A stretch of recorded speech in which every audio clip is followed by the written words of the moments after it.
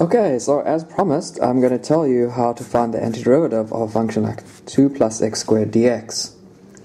The key idea to start us off is to try to write the thing inside the square root as a square of some trigonometric function.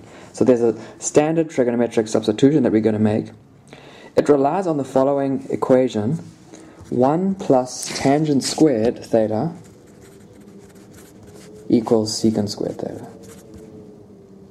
So the point is that what we'll try to do is to rearrange the stuff on the inside so that it looks like 1 plus tangent squared. To get a 1, we're going to have to take out a 2 as a common factor. And then we would have x squared over 2. But what we would like to have is x over something all squared. So we write it as x over root 2 squared. When you multiply this out, you can verify very easily that this is 2 plus x squared. And so here, this 1 plus some stuff squared is supposed to be playing the role of 1 plus tangent squared, so that then we can replace it by secant squared and then take the square root and get rid of the square root. Okay, so in other words, this suggests what our substitution should be. X over root 2 equals tangent theta. Okay, or in other words, x equals root 2 tangent theta. So dx, which we also have to account for in this expression, well, we differentiate with respect to theta, and we get root 2 secant squared theta d theta. Okay, so now we're in a position to replace both the stuff under the square root and the dx. You see, fortunately, we have an expression for dx involving a function of theta and d theta. This is not quite how a general substitution works. Most generally, if you make a substitution, you'll have some inside function, and then its derivative will show up somewhere on the outside of the function, inside the integrand, and that's how you reverse the chain rule, right? You have to have the derivative of the inside function. So we'll see that in a moment, because along the way we're going to be integrating secant theta, and we'll use substitution to do that. Okay, so let's go ahead and put everything together. So this becomes equal to, well, we have this 2, if we pull out a 2, it's like pulling out a root 2, and then we'd have the square root of 1 plus x over root 2 all squared. But that's just 1 plus tangent squared. 1 plus tangent squared theta. And then dx is now root 2 secant squared theta d theta. Okay, good. Now this square root of 1 plus tangent squared is the square root of secant squared, which is just the absolute value of secant. Okay. Root 2 times root 2 is 2, and then we'd get the absolute value of secant times by secant squared. So let's just replace this by secant. Okay, so we're going to replace this absolute value of secant by secant itself. We're not going to worry about the absolute value, and then we have secant squared, so we get secant cubed. Okay. Now, how do you find the antiderivative of secant cubed? This involves a little trick. So we write secant cubed as secant theta times secant squared theta. And now we use this equality again. So secant squared is 1 plus tangent squared. So this is secant theta times 1 plus tangent squared. In other words, secant theta plus secant theta tangent squared theta. Okay. The utility of doing this is that we can find the antiderivative of secant, and we can find the antiderivative of secant theta tangent squared theta. The first uses substitution, and the second uses integration by parts. So let's do each of these. What is the antiderivative of secant theta d theta? So this is a standard trig function, so this is something which you may actually remember the answer to, but there's a little trick involved in actually making the computation. The trick is to multiply and divide by secant theta plus tangent theta. Okay, now how does this help us? It looks as though we've made it a lot more complicated. Well, let's multiply out the numerator first, and then we'll see what we've got. So this becomes secant squared plus secant theta tangent theta, all divided by, what I want to do is actually just write these in a different order. So first I'm going to write tangent theta plus secant theta, d theta. Okay, so take a good look at this. If necessary, pause the video along the way and think about how you might do the next step. So maybe you see what's going on here. The derivative of tangent is secant squared. The derivative of secant is secant theta tangent theta.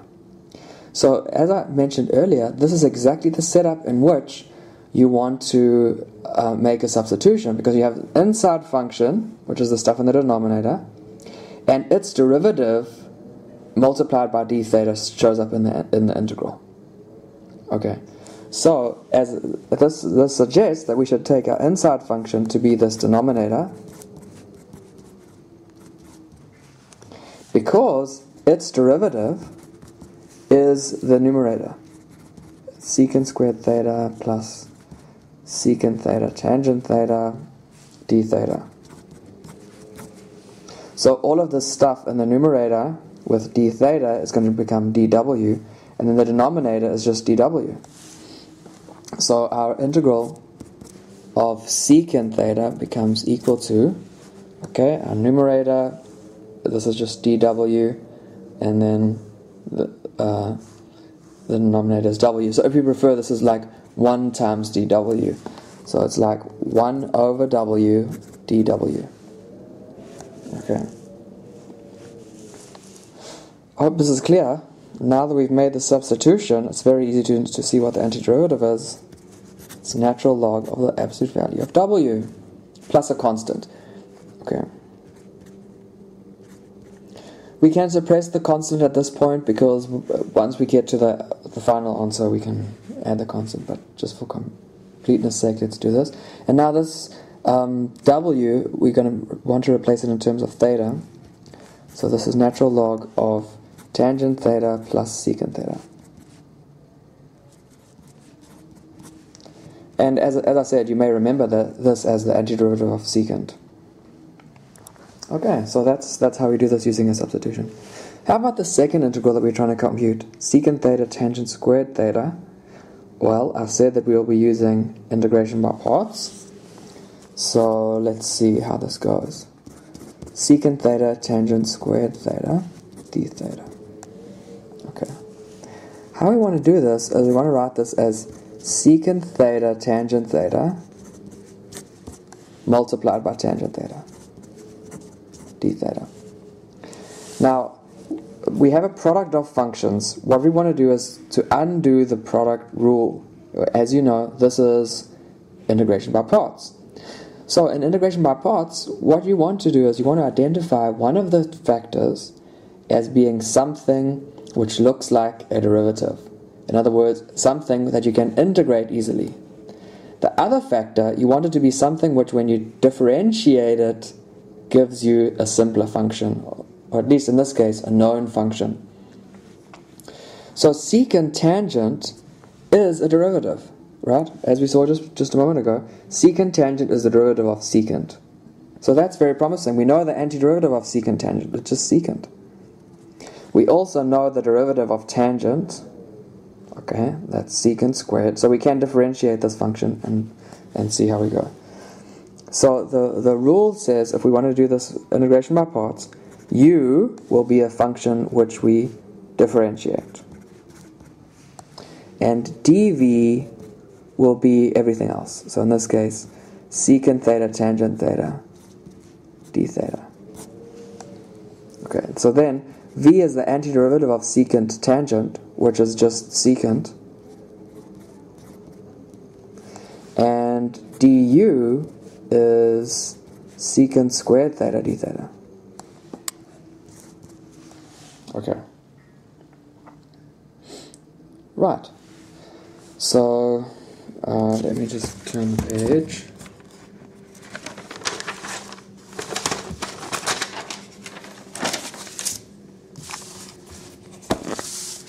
Okay, so far we're trying to compute this antiderivative, and we have found v and du from dv and u. Remember the formula for integration by parts. If you have u dv, the antiderivative is u times v minus the integral of v du. So let's just follow this prescription and we'll be able to compute the integral. So this becomes u times v, so tangent theta times secant theta,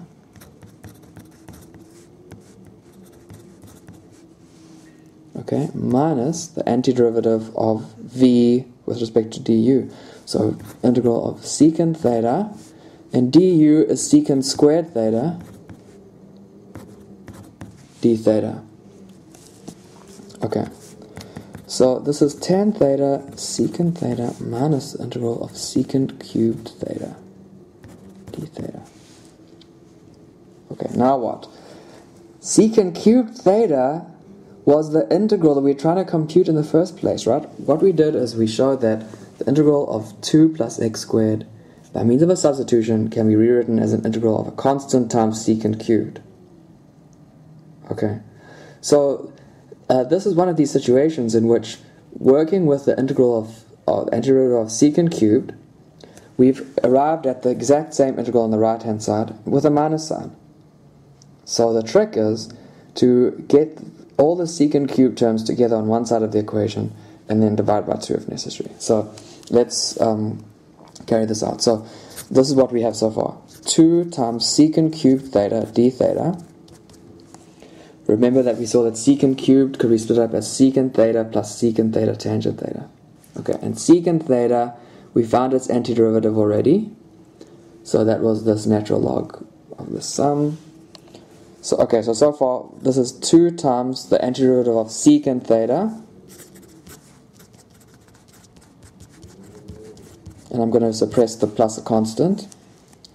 Plus 2 times the antiderivative of secant theta tangent squared theta. Okay, the 2 comes from this. This is 2 secant cubed, so I'm computing the original integral.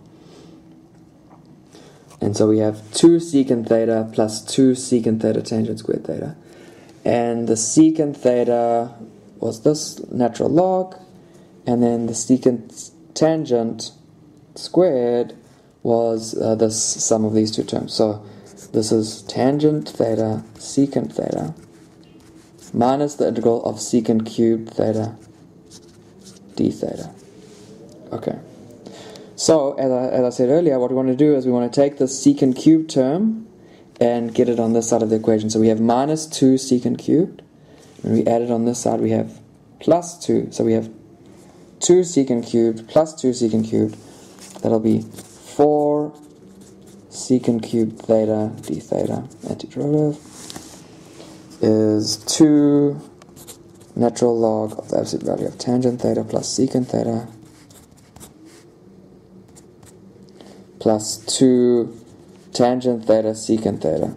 And now we must put a plus c. So the plus c, if you will, it was included in this antiderivative. But now there are no antiderivatives on the right hand side, so we should write plus c.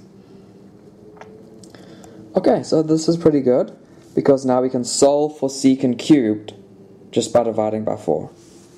Okay, so I mean the antiderivative of secant cubed. So it's a half natural log of tan theta plus secant theta, absolute value, plus a half tangent theta secant theta plus a constant. So let's call the first constant C2, and now we'll call this constant C. Okay, so this is very promising. This gives us exactly what we wanted. So I guess we wanted twice this in order to compute the antiderivative of 2 plus x squared. But anyways, there's still some work to be done, because this is expressed in terms of theta, and the original expression that we were trying to calculate was in terms of x. So we have to change everything back to from theta to x. And here's how we do it.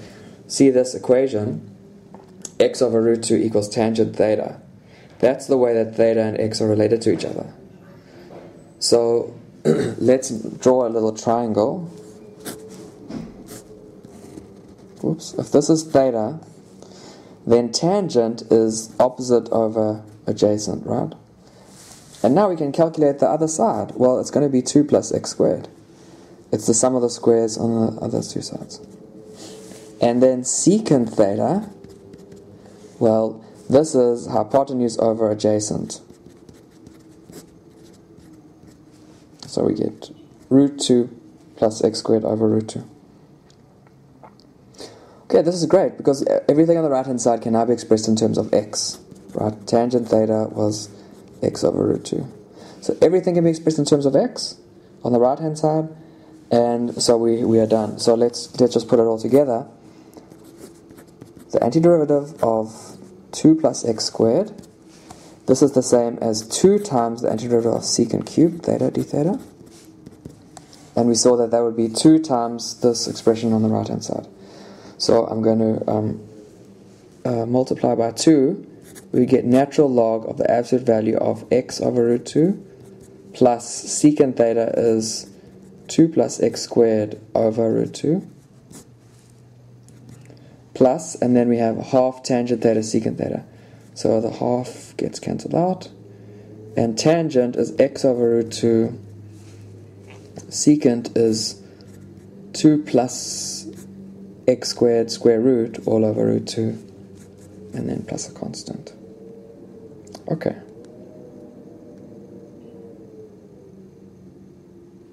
Right, so that's it. And that is the answer. Okay.